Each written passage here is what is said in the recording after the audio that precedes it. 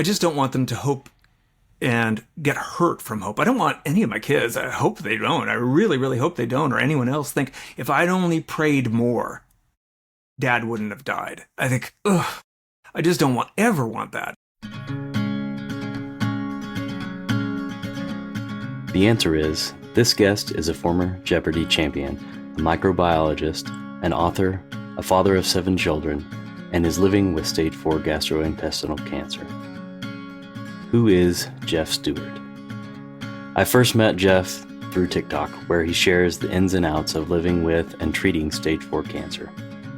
His scientific background gives him special insight into the process of treating his disease, and he's very forthcoming about everything he deals with on a daily basis. I really appreciate how honest he is about the pain that he lives with, the procedures, as well as the lessons he's learning as he lives with cancer. His book is called Living: Inspiration from a Father with Cancer, and in it, he documents lessons he's learned throughout his life, including his life with cancer, for his children, and he's published it so we can all have the benefit of his experience. I was a little intimidated to talk to someone so accomplished and so obviously intelligent, but Jeff is so kind and thoughtful, and I had a wonderful time talking with him. So please enjoy this conversation with father, author, and former Jeopardy champion, Jeff Stewart. This is Dying to Tell You.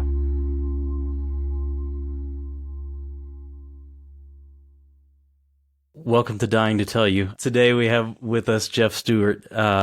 Jeff, would you just kind of introduce yourself and tell us a little about yourself? Sure. I'm a father of 7 and was diagnosed with stomach cancer, which is most likely terminal. I was diagnosed in about, 3 years ago?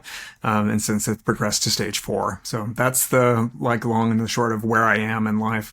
The reason I was going to ask a Jeopardy answer was is because you are a Jeopardy champion, and that's a big part of the story in your book, and you are an author of a book called Living: Inspiration from a Father with Cancer, and it's a fantastic book. I really enjoyed it. Jeff gave me a audio copy of his book, and it was very good. So Jeff, I want to have a conversation with you, and I want to be mindful that you've done this probably hundreds of times and told this story hundreds of times, and you told it also in a book, a lot of it.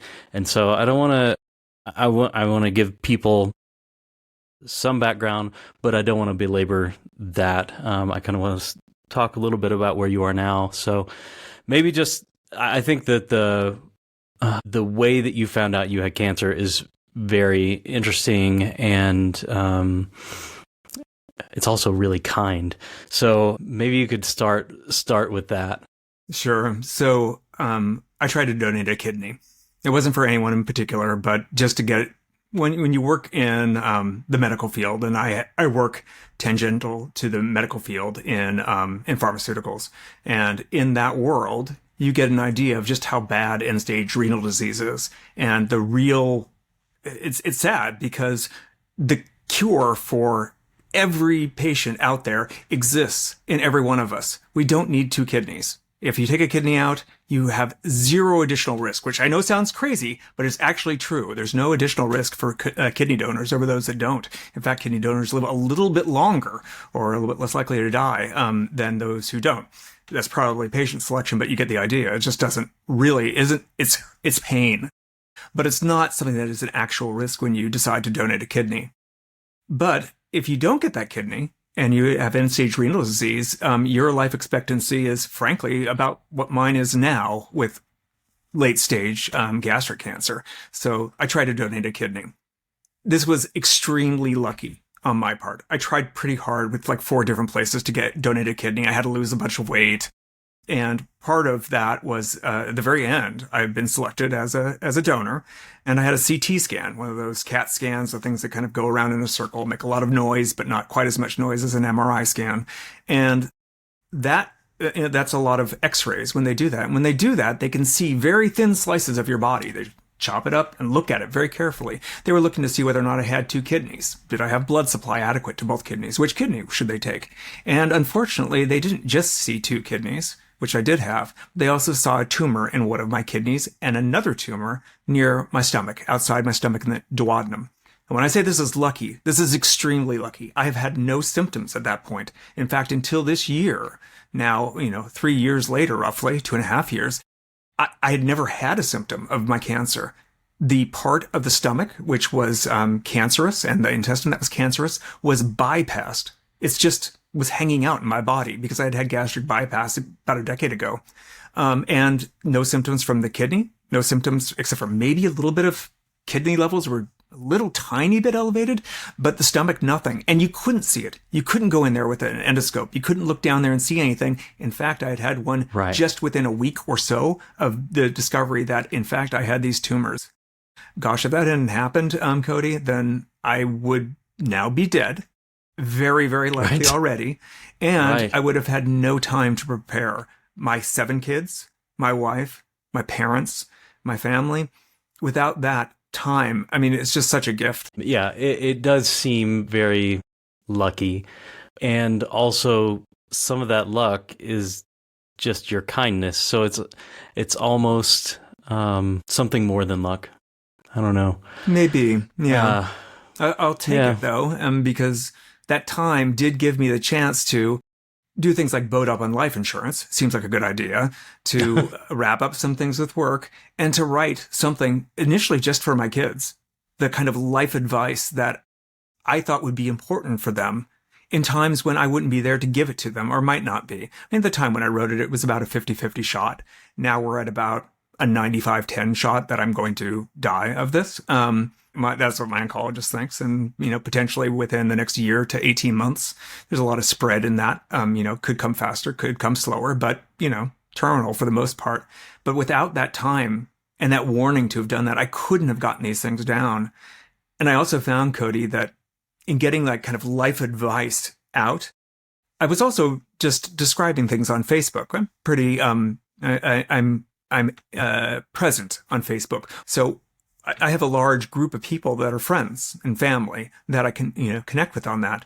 And when I described what was happening to me, I don't want to say dispassionately, Cody, but I'm not scared by the science. The science that is just what I work in. You hear cancer for anybody as a patient, and it's your mind can shut off. It's all too scary. It's all too much, and it's all very new.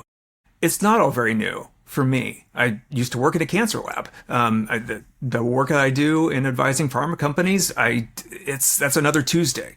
So looking up clinical trials, all things I could do. And when I did that to friends and family, they would tell me in private messages, I never understood my grandmother and what she was going through. She didn't want to talk about it. I didn't understand my father when he died of cancer, what they were going through. I didn't know how scared I should be. People that were talking to me. And that also is a gift. And so that was the other part that I tried to weave through my life advice for children in the book, Living, Inspiration from a Father with Cancer. Also the things that make, if you can discuss something, if you can talk about it, if you can look it in the face, it just isn't as scary as it was. Some things are scarier, but for the most part, it's just not. Your fears are way worse than the reality often. Yeah, it's a really good point.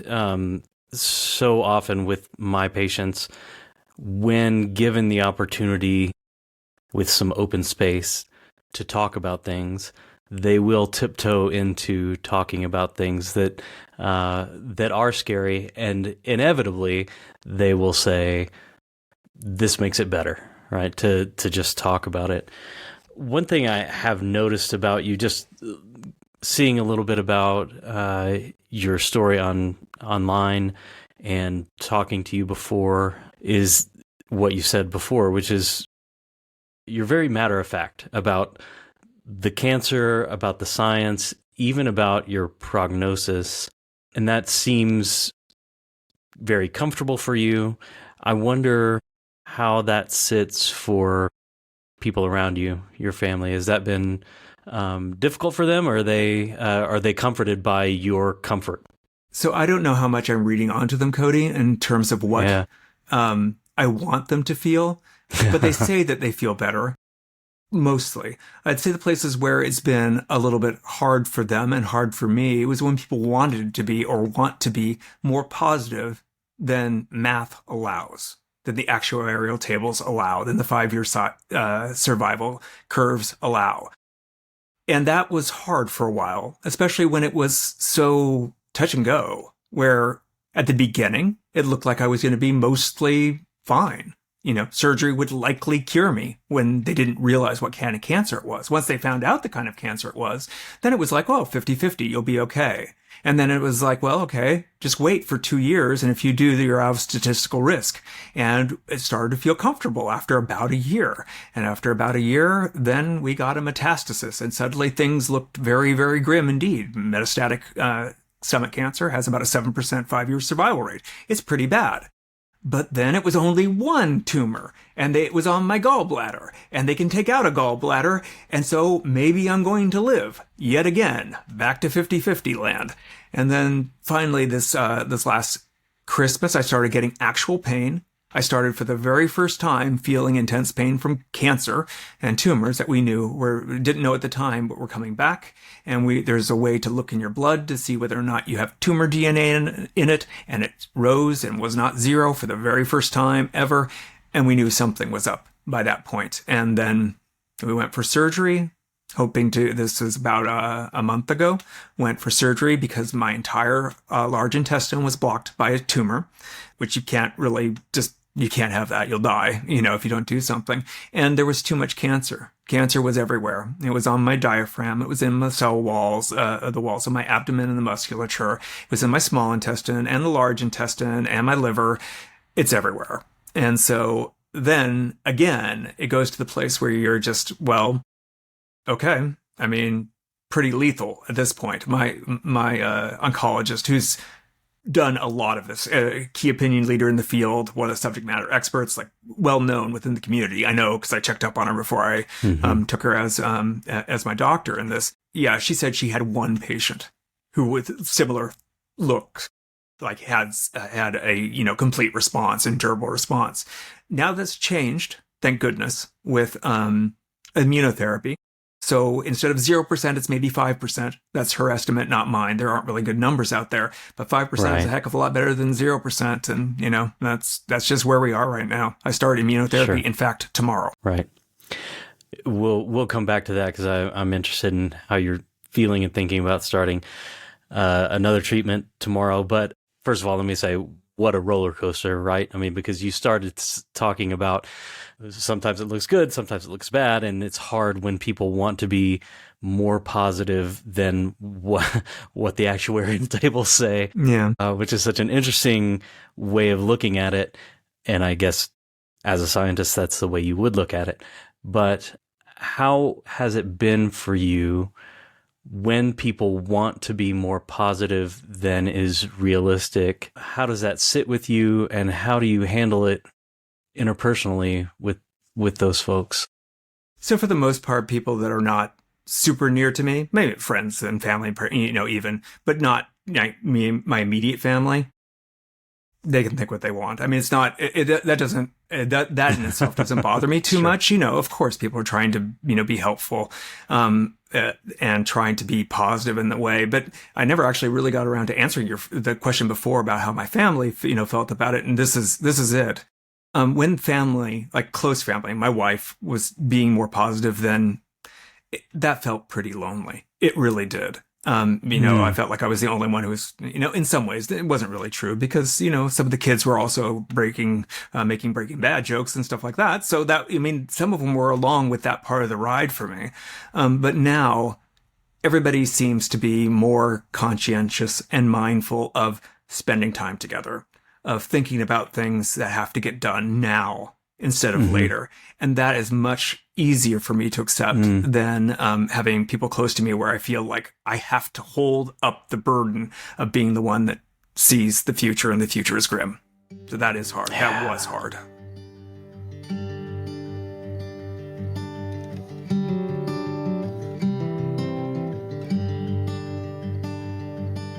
The old me came to town, and I sat beside him at a seaside bar. Slipping through his hands was your photograph, as he let go of everything he knew. I still feel like I'm letting go of you. I still feel like I'm letting go of you. Lonely is a really powerful word, and I was talking to another person who's going to be on the podcast. I was talking to her earlier today, and she said that she found our podcast because she was looking for a community, a place where what she was feeling was acceptable, and what she was feeling was, this is not good. This, I'm going to die from this. She knew she was at some point, and she felt lonely. And that happens a lot with patients, because even when family and friends are around, the sick person is the only sick person. Your family and friends want to be there for you, and they want to be there with you, but they can't be there inside of what's happening. And so loneliness is a really just a normal feeling. It's not good. It's a unpleasant feeling. But I really like what you said about how people are now.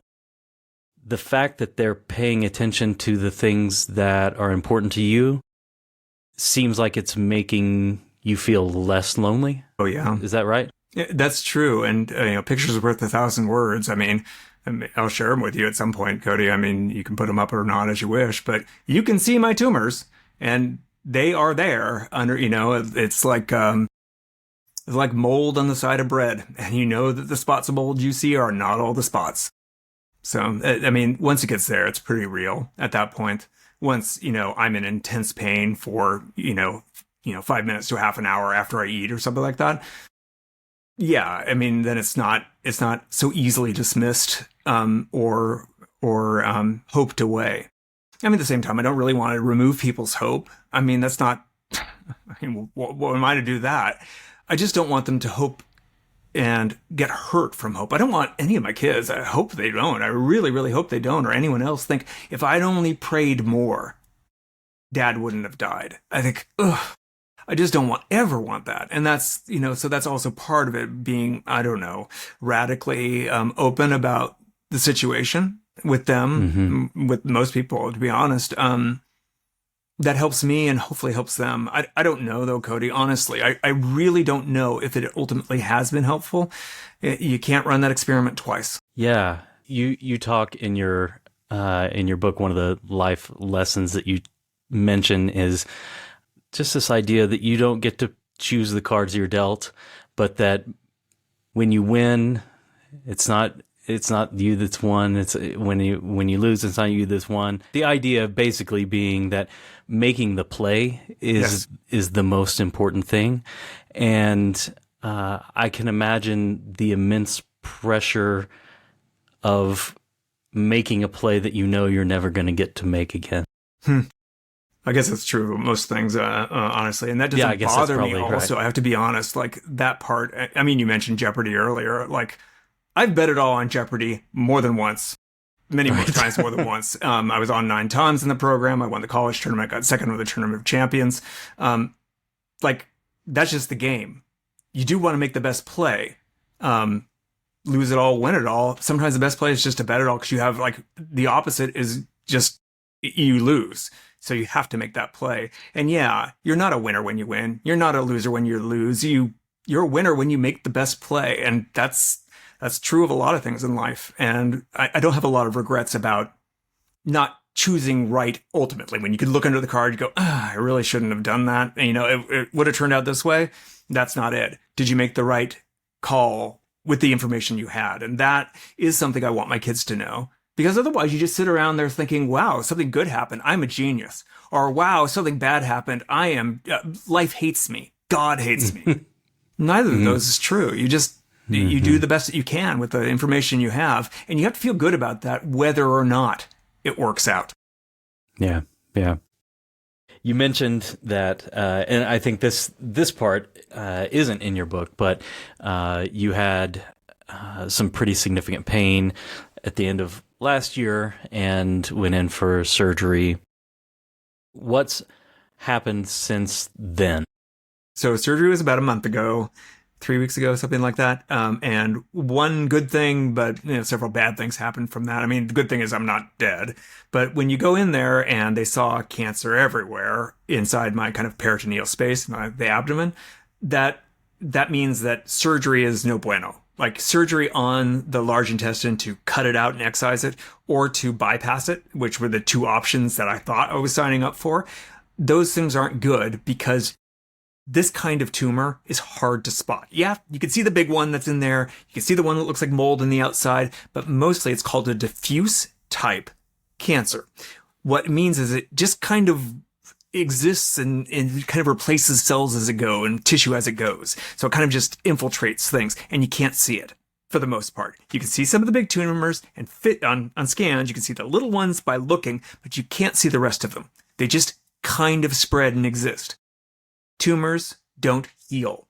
So if you have some organ that's filled with tumor and you don't really know it's tumor and you cut it apart and sew it back together, never healing. And that happens to your large intestine, then you're septic and you die.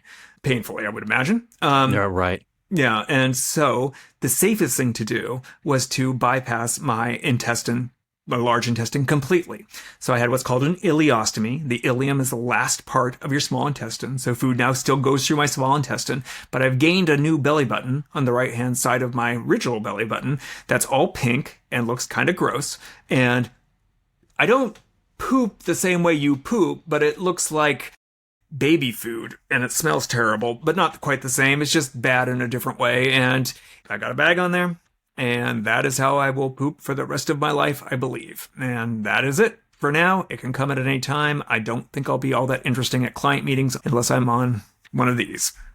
And you're going in starting tomorrow for another round of treatment, which is an immunotherapy. Yeah. What are you expecting from that? Yeah, that's the good part. So the good part is that to get immunotherapy is like this new class of drugs, relatively new, that on some cancers that are just traditionally extremely deadly, like pancreatic cancer, you get some actual people that are actually factually cured. That's rare and quite unusual and not offered by any other drug that's available in the armamentarium. It doesn't exist except for basically this. For me, it was the only thing that even theoretically would provide a chance that I live longer term. My oncologist said it's only about a 5% chance, so we're not talking about huge, but better than zero, which is what the others were. Immunotherapy works because cancer often turns off the immune system. Immune system cells, like your ones that fight infection, go and try to fight tumors and eat them up and kill them, or tell them to kill themselves. But there's an off switch that they have, and tumors sometimes figure out how to make the off switch. So they turn off the immune system when it tries to attack. So it doesn't work. My cancers didn't have the off switch on. So I know there's kind of a lot of things in there, but since my cancers did not look like they were shutting down immunotherapy, then immunotherapy probably wouldn't work for me.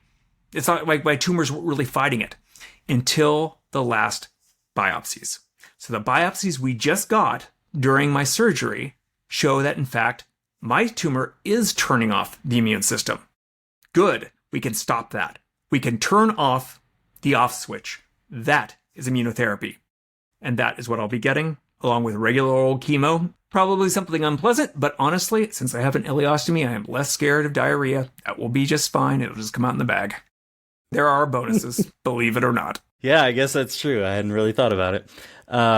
So you're going to be getting chemotherapy along with your immunotherapy. Correct. I know you know what all of that feels like. You probably haven't had this particular chemotherapy before. You probably haven't this particular immunotherapy. Are you expecting, or have they talked to you about how that's going to feel, side effects? Are you expecting it? You just gearing up for it? Yeah, I mean, yes. 61% of people have some kind of baldness with it. And that wasn't true of the ones I had before. Not that that really matters, but, that's there. And nausea and vomiting is apparently quite common with the immunotherapies. and the irinotecan, which would be the other part of the chemo backbone that I'd be taking on that. But thankfully, it's not the other kind of chemotherapies which I reacted to very poorly. There are several immunotherapies that have platinum in them, and one of them is very commonly used one called oxaliplatin. And oxaliplatin and I do not mix. My reaction, my arms would burn as the thing went into my veins. Until today, I mean, still, I have pain in my feet that's caused because it messes up my nerves. I have neuropathy, screwed up nerves because of oxaliplatin. And that's just lifelong when you get it sometimes. And of course, there are acute symptoms, like you can't touch cold things. You feel like you're being tased. But that's just acute. That's just what happens like the day of and, maybe for the week thereafter. But it's the longer term ones that were problematic for me. And so oxaliplatin is not in my future again. Just I don't tolerate it. I don't really know what to expect from irinotecan, which is what they're switching me to for the chemotherapy side of it. We'll see.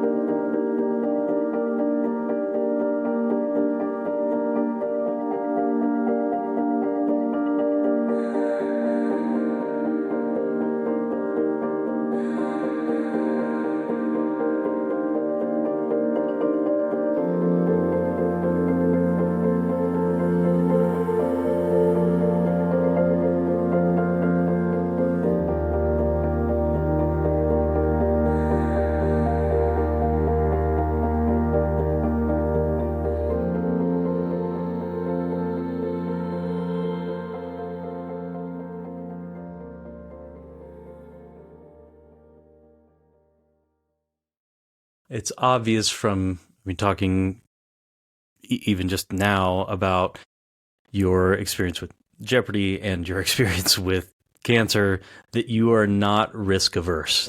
You seem perfectly happy to take a chance on a treatment that might be quite unpleasant in order to have a shot at this 5% chance that you might extend your life. That is a really... Can I challenge you a little bit on my risk-taking, my love of risk? So I am not the one who chooses risky things. I don't like driving fast. I don't like being on a jet ski. I used to ski. Now I think it's dumb. I don't do it. I don't get a thrill out of it. I don't really get a thrill out of gambling or something like that. It's just not me. None of those things is me. But when the game involves risk, I can deal with the risk that's there. So it's not so much that I'm like, hey, let's take a chance and swing for the fences. It's that this is the best therapy that exists. I can look at all the clinical trials that are in phase 3. Nothing's close to being either as efficacious or available to me, honestly. Most of my cancers I just can't be on most of the trials because of my reaction to oxaliplatin and the fact that I had 2 tumors from the beginning. That also actually screws things up for me as a patient in clinical trials. It's not a world that's is a great unknown that sits out there. We know every trial that is out there because they're all published. You just have to know where to look for them. And I can look at all the results that are there from abstracts or from papers. I can read the papers. Okay, well, I know that this one sucks. This one gives me another 2 months of life on average. This one, oh my gosh, I think that, the trials actually weren't run all that well. And the side effects are miserable. And in immunotherapy is none of those. This is better than the alternatives I have, including the alternative of no therapy. My tumors are painful now. Like the one that I still have in the side of my wall gives me twinges all the time.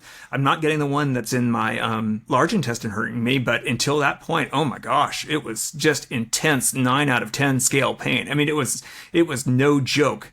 Throw me on the floor, writhing in pain. And like any amount of baldness or vomiting is basically worth that. I'm not sure about nasal tubes going down my throat. I don't like those at all. Those I can't tolerate worth a darn, but not treating would have been quite a foolish choice at this point. If all I cared about was not being in pain and misery, I would be in pain and misery if I had stayed the course, not gotten surgery, and likely would be more if I didn't get this treatment.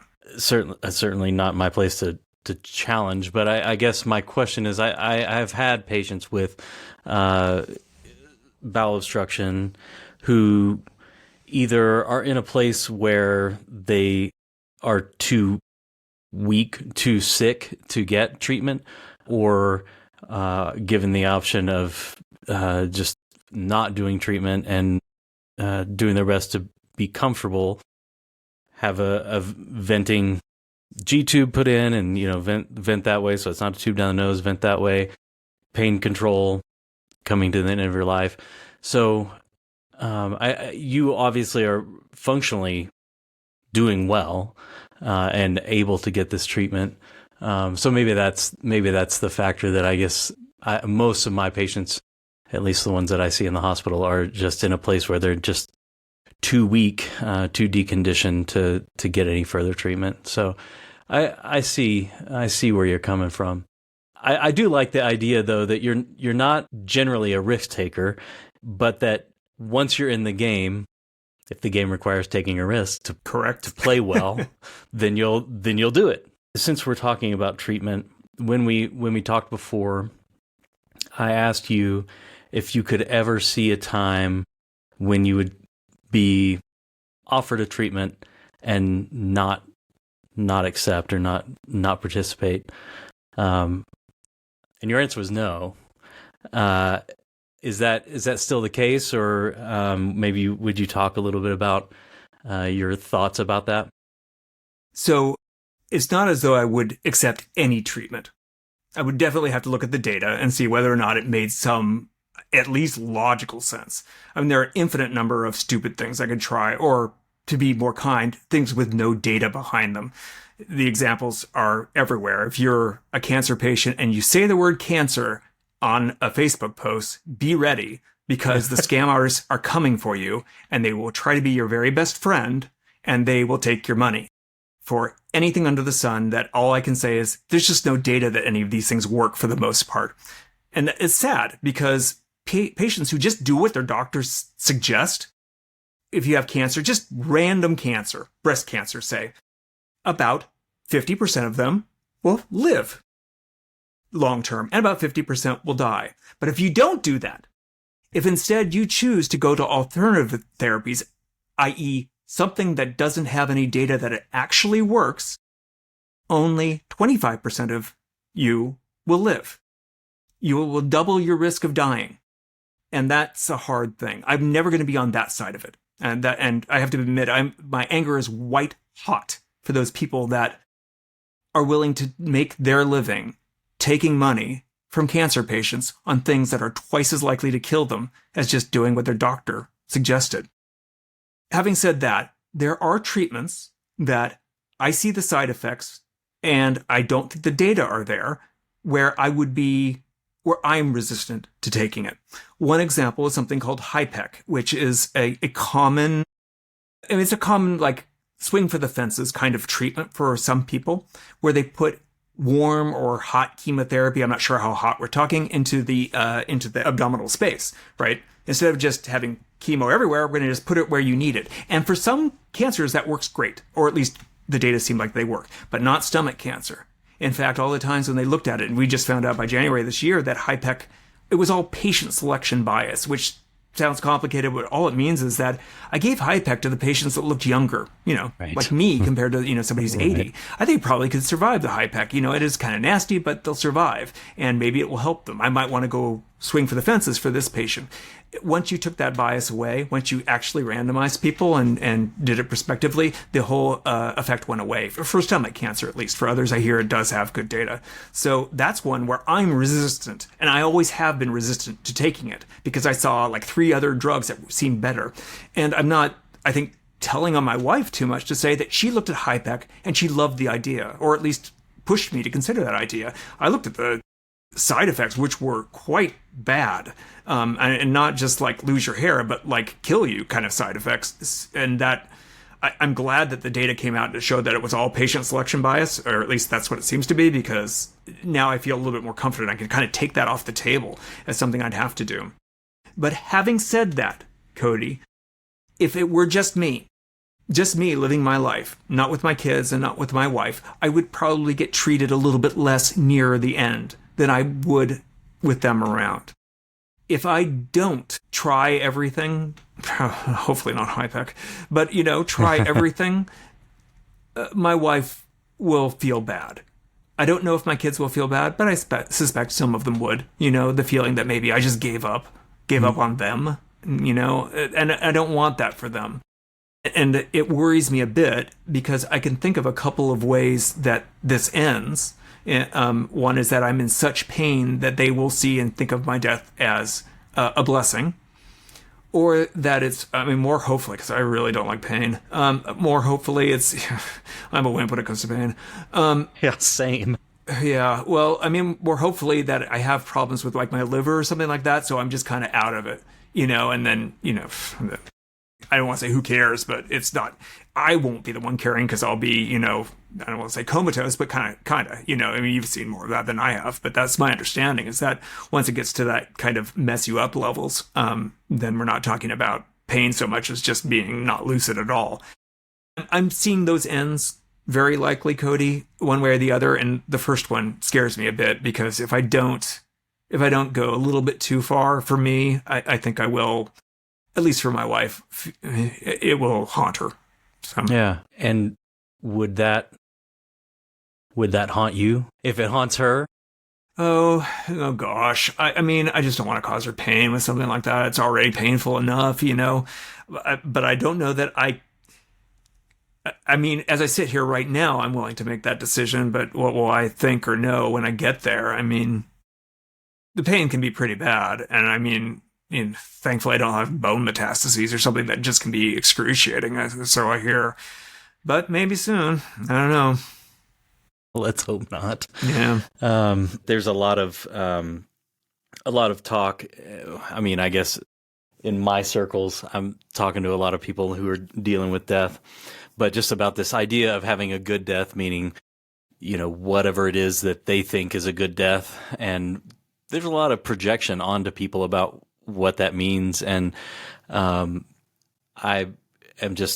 staunch in my belief that a good death is a very personal thing, and some people need to do everything they possibly can to show that their family, that they are there for them as long as they possibly can be. We had a lady on the podcast a while ago named Sia who said she would take treatment as long as it was offered because she wanted to be around for her daughter and her husband. I really respect that. I think that it's courageous to say, I don't want any treatment. I'm going to live this out and be as comfortable as I can. And I think it's equally courageous to say, this is my lot, and I'm gonna do this for as long as I possibly can because that's what is either expected of me, or that's what I want to do for my family, or that's what we have decided we're going to do together. So I respect this the stance that you have. I really appreciate it. Thank you. It is an easy decision to make, and I can't say I've really made the decision until I'm there. But as of right now, I do expect to have not the best death for me because otherwise it will be potentially just scarring to those I leave behind. So, yeah, the person that is sick or dying is often in a place of acceptance way before their people are. And so the part of dying that is most distressing or most upsetting to people is saying goodbye.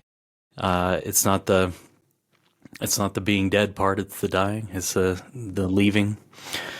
So I can really appreciate that. And the fact that you know your family so well and you're honoring them through doing all of this. So I'm trying. Hopefully it won't be an abject pain when I give up, but Well, I hope not. And I hope that,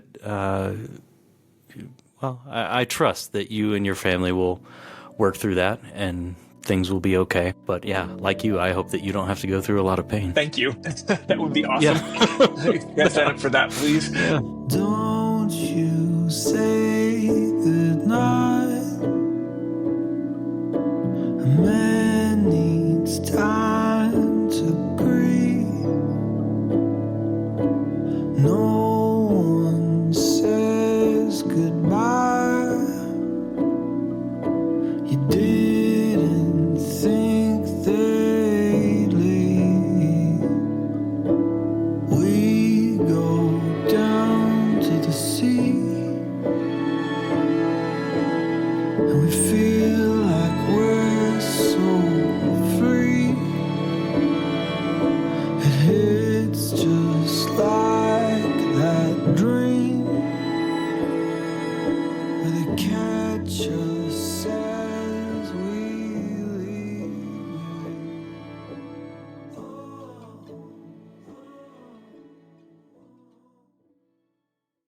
Hi, I'm Chris, the producer here at Dying to Tell You. You probably don't know this, but I used to be in advertising. I was a writer and a creative director for far too many decades. And even though advertising was my livelihood and my creative outlet, even I don't like most ads. I especially don't like ads that interrupt my podcast and have absolutely nothing to do with my tastes or interests. And yet, ads help cover expenses and pay for podcasts like this one to exist. So, what do? Cody and I have a plan. We are offering sponsorship opportunities for Dying to Tell You to just 3 brands or companies out there who align with our values and our message. Just 3. Because we only want to partner with the right people and help them connect with you in a way that's meaningful and respectful and genuine. So if you or someone you know represents a company and wants to help us keep Dying to Tell You going by sponsoring the show, go to dttypodcast.com and drop us an email. We can even help you write and produce your ads because, ad guy. Thanks for listening and supporting. Now, back to the show. A couple of times you've mentioned God and prayer, and I'm curious about how you see God in the midst of this. Yeah. So I definitely feel that the ability to have caught this as early as it was is miraculous in its own way, so that I do really appreciate. I don't really look for, my faith is pretty narrow in a lot of these things. Like, I don't expect God to save me just to save me. I don't think of my life as being, important enough to be, for a miracle. The miracles I see are kind of within a realm of, 5% chance from immunotherapy. If I believe enough, I put water in the gas tank and the car will drive. I don't believe that. I don't believe that would happen. So I don't have faith in the same things or hope in the same things that I think other people have. But I hope for my family. I hope for them that it doesn't just, I know it has to, but I don't want it to color and make every life event in the future sad. Like, ugh, I don't want that for them. I don't want that for them. And that's hard. That's hard on me. And that's hard on, as a person of faith, that I do want that. I pray for that their reaction isn't bad. People say sometimes, like, why does this happen to me? You hear that a lot, right? And especially in particular with stomach cancer, because people have no idea. They've been misdiagnosed often for years. And then all of a sudden they find it. It's like, why? It's crazy. I didn't have any of the risk factors. I didn't smoke. I didn't eat a lot of pickled food. I didn't have H. pylori. I didn't drink. None of those things. And those are all risk factors. Fat, and that's a risk factor. But honestly, like the part of my stomach that got cancer, and it was bypassed. So it wasn't the food that I was putting into it. It was just one of those things. But if you don't I don't say like, why me? Why shouldn't it be me? My life has been very, very good. I have a beautiful family. I've had jobs that were service in the help of people trying to make science into medicines. And it was hard work, and I liked it. And it was, and it's fun. And I love writing. I love the chance I got to write a book, and now a fiction book. Hopefully I'll have time to write a couple of more. I just love that. I love so much of life. I love my family. And I haven't had it hard. There have been hard times. There have been times I wanted to die, not because the pain was so bad, but just life was hard. Life was hard, many times in my life. But my life is so good. Why shouldn't it be me? Should it be just the people that life has already seemingly dumped on? Like, I don't even feel worthy to pray that this cup be taken from me. Why? I mean, what more do I want? I even got the chance to have a good line of sight unto when I may die. What a gift. What a gift that is. Because if this had come up, I would have never had the time to write. I know that writing sounds like how big of a thing is it? I felt after I wrote my book that I was just scooped out. I'd put all of my best into it. And there it was. And if there's anything that makes this experience worth it, it's making somebody's life, even one person's life, a little bit better. You said worthy. I don't know. Is anybody really worthy to ask of anything?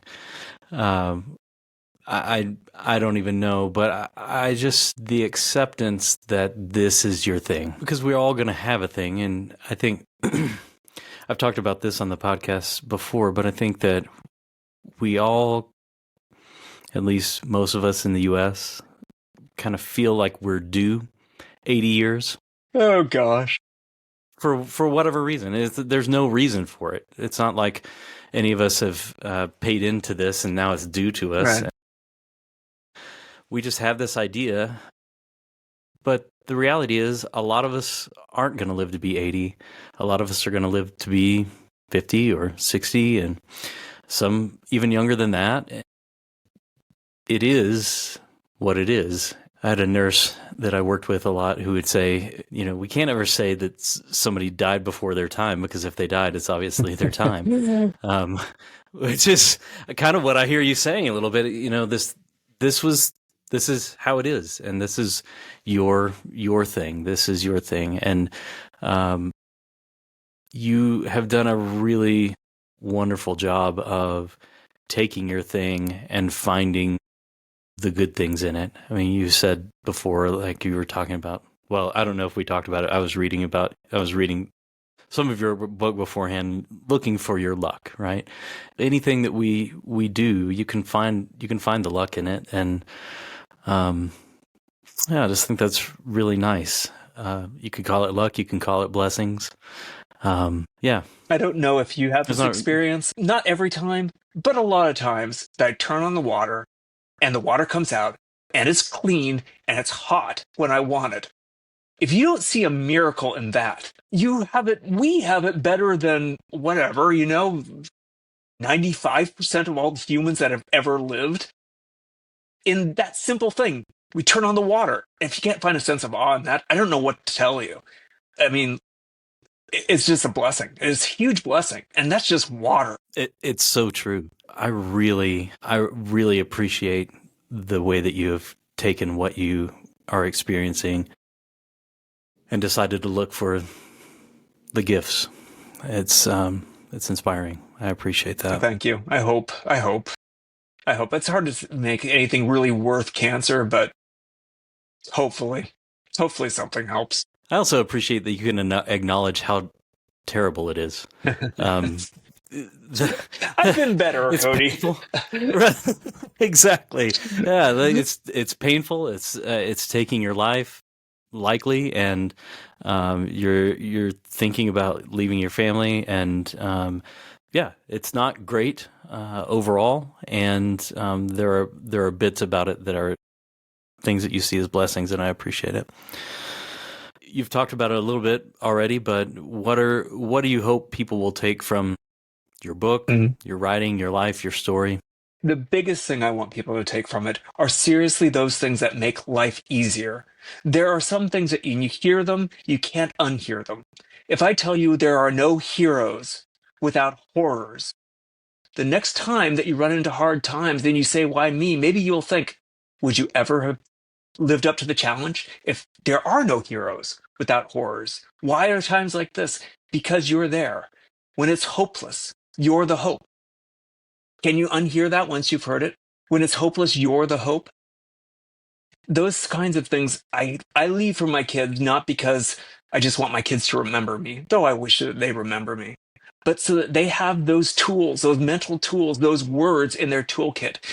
And it's a privilege to be able to share it with them, and a happiness to be able to share it with anyone else. I hope that my life has more leverage on it than the 7 kids and my wife and my parents and the immediate family. I hope that I do more good than that.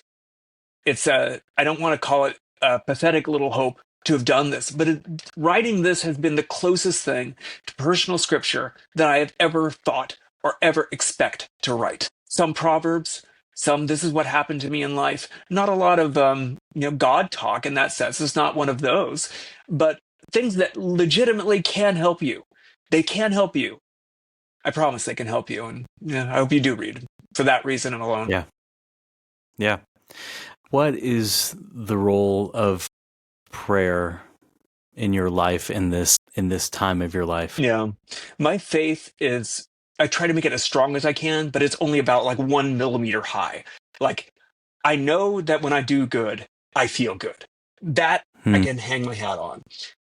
For the most part, most of my faith is like that. You know, I'm a member of organized religion, and I do try very very best. There's still things that I work on that I see as flaws in myself or things I need to get better at. But for the most part, I mean, I don't fear being at the judgment bar and being told, were you evil? I was not. I have not been. But I do fear that I didn't do enough with what I've been given. That weighs on me a bit. There are times that I just wasn't all that diligent in doing good, in being good. I played a lot of video games, played a lot of Magic the Gathering, I played a lot of cards. I did. And, those things are ultimately usually kind of net negatives because you don't really feel all that good when you play and you win, and you feel terrible when you lose. So, it's like that wasn't a good use of my time. It wasn't a good use of my talents. I do fear a bit. I mean, that's the flip side of being confident and arrogant. I guess that's probably fair to say is that I am confident in what my mental skills are. So the flip side of that is, did I do enough? Like that delta between what I could have been and what I am, that does scare me a bit. So that is a part of it. But my prayers are child's prayers in a lot of ways. God, are you really there? On the other hand, there have been times, not this book, ironically enough, but there have been times, 3 times in my life, that I felt inspired, called, or prompted to do something and do it rather largely.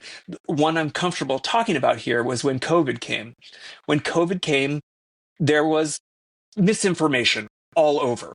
Misinformation that, if believed, would cause people to die a horrible death by suffocation. My training is many years back, but my training was in immunology. I worked at Los Alamos National Laboratory on the mechanisms and the mathematics of virus spread in respiratory viruses. So when COVID came, I knew it for what it was. I knew it immediately. And being able to help people through the cloud of misinformation and that mist of darkness that is there and just complete falsehoods, I don't know that I did a ton, but people said that it did help. And I felt very much prompted to do that. And I did it. And that did take significant amount of time and effort. I would have been better at my job if I hadn't done so, but I felt it was important. So I'm not walking away from things that I think are, genuine spiritual experiences. They have been there in my understanding, but it also feels like it's not my fight coming up soon. So I don't know if that means that I'm on the wrong side of the 95% chance of essentially dying from this, but I suspect so. I suspect it's about, gas tanks almost at empty. Earlier, you were talking about feeling like you missed some opportunities. Generally, is kind of how I'm hearing it.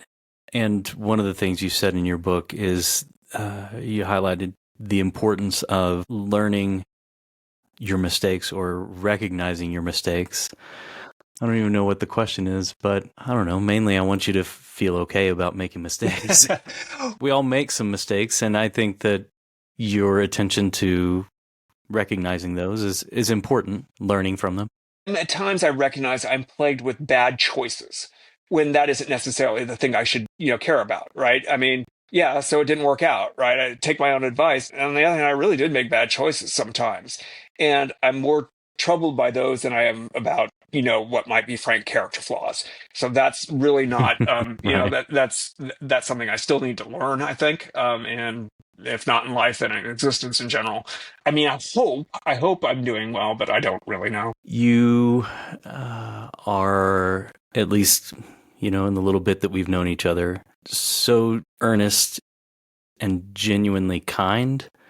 It's hard for me to imagine that. Well, of course, there are times when we miss things. We miss the mark, or we make a poor decision, or play video games when we should be doing something else. I think what's hurting my feelings here is I know that my grandmother was just an extraordinarily devout person, read her Bible every day, went to church probably 5 or 6 times a week. I mean, she was there all the time.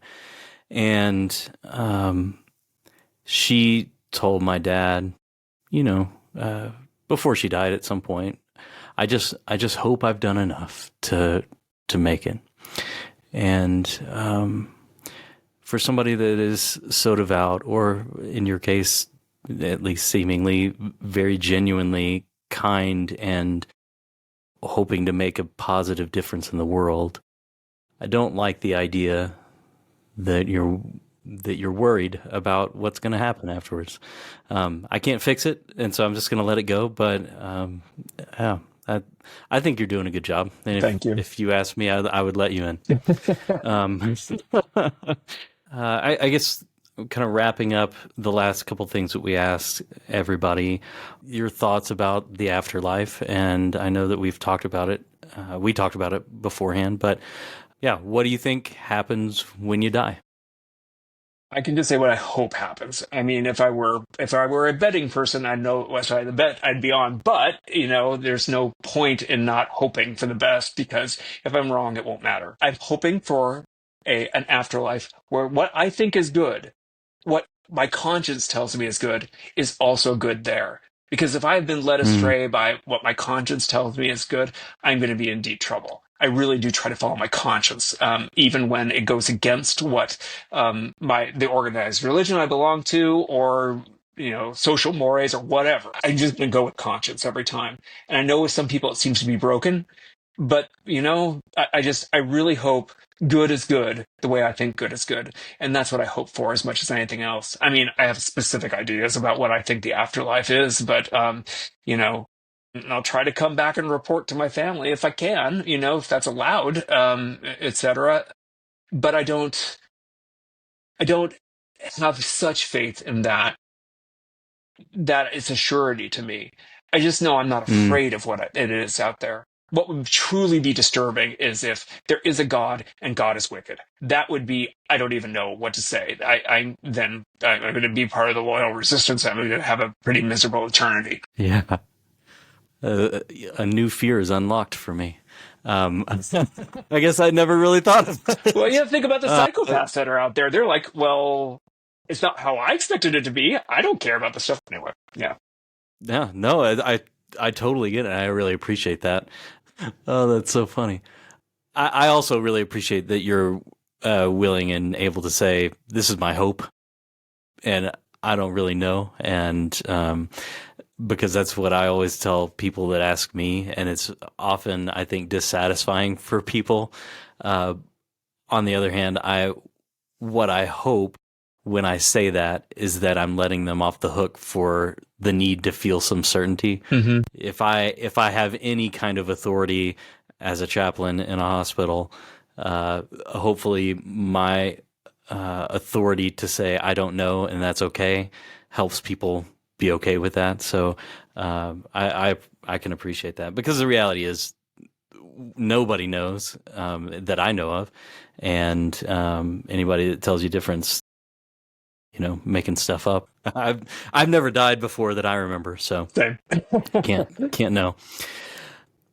The last thing is, and I think this is we've been talking about this a lot, but how do you hope people will remember you?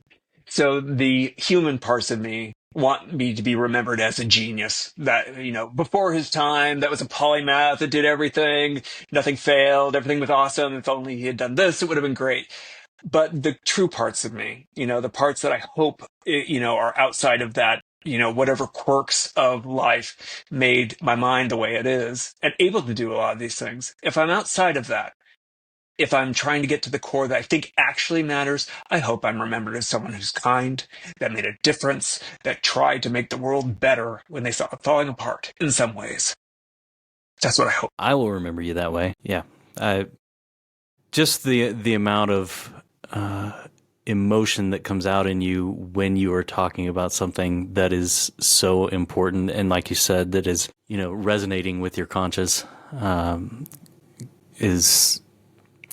it's obvious that you are trying your best to be a kind person. I am. And what else can a person ask for? I mean, yeah, well done.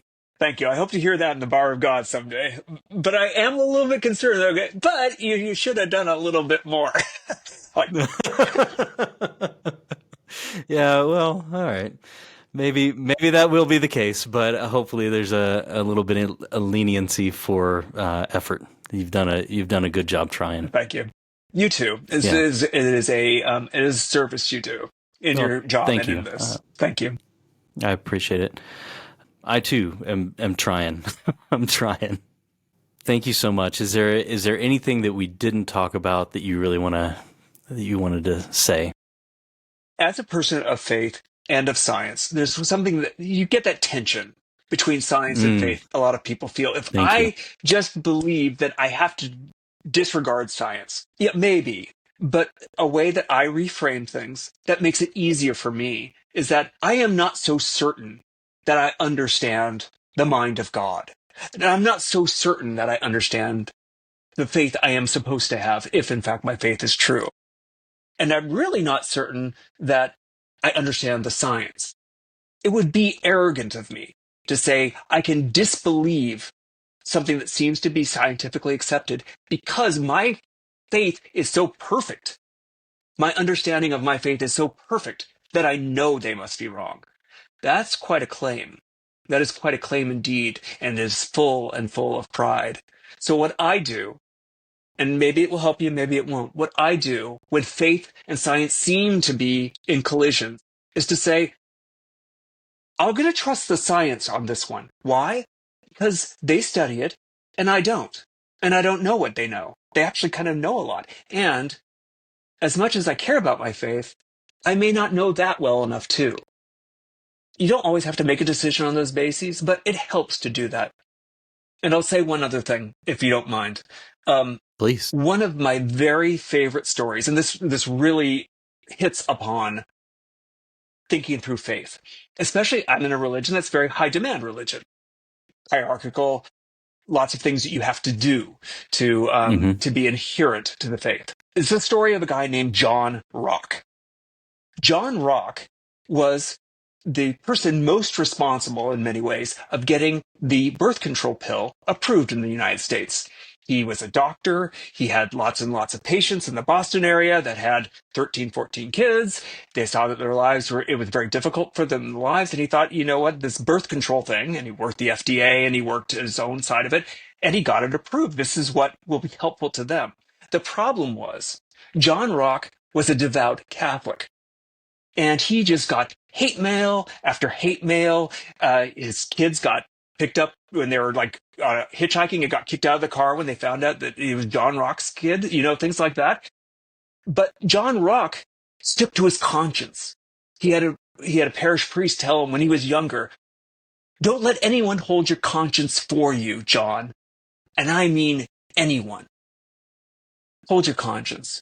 The conscience, I think, is the thing to listen to. For me, it's the thought of that is the still small voice of the Holy Spirit or God or our own essential goodness telling us this is the right thing to do. And I don't care who else says to go against that.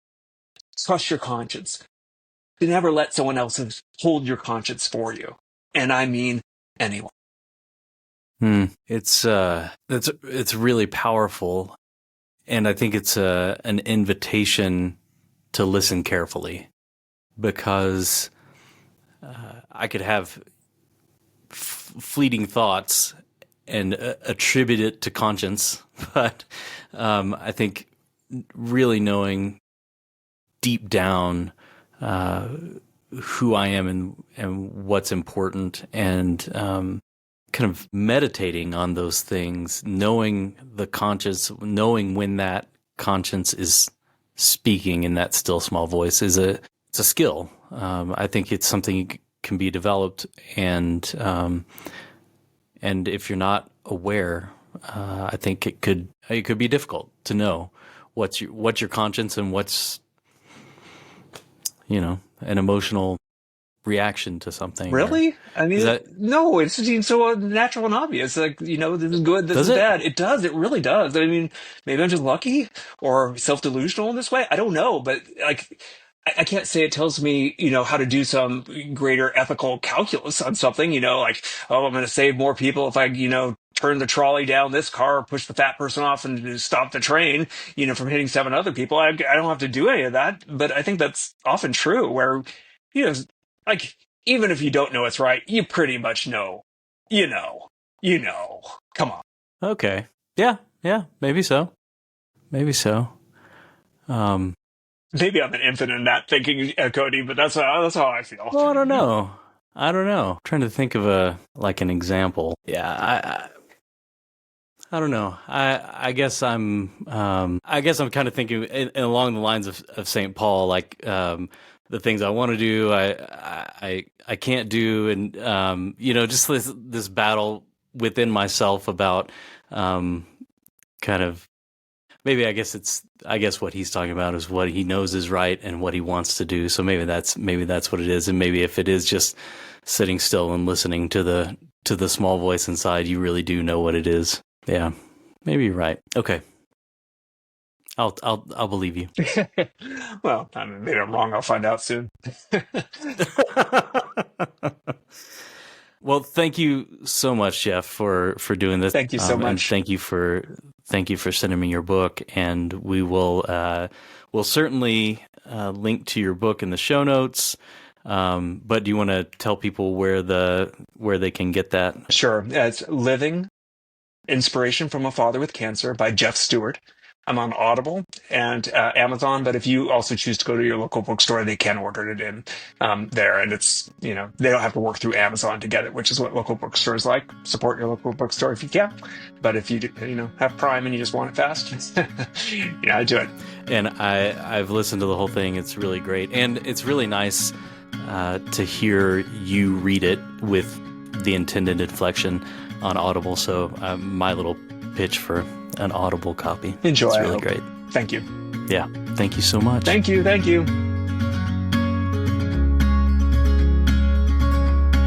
you so much to Jeff for joining me on the podcast.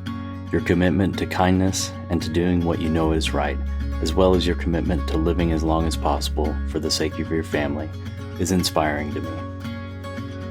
Jeff's book is called Living: Inspiration from a Father with Cancer.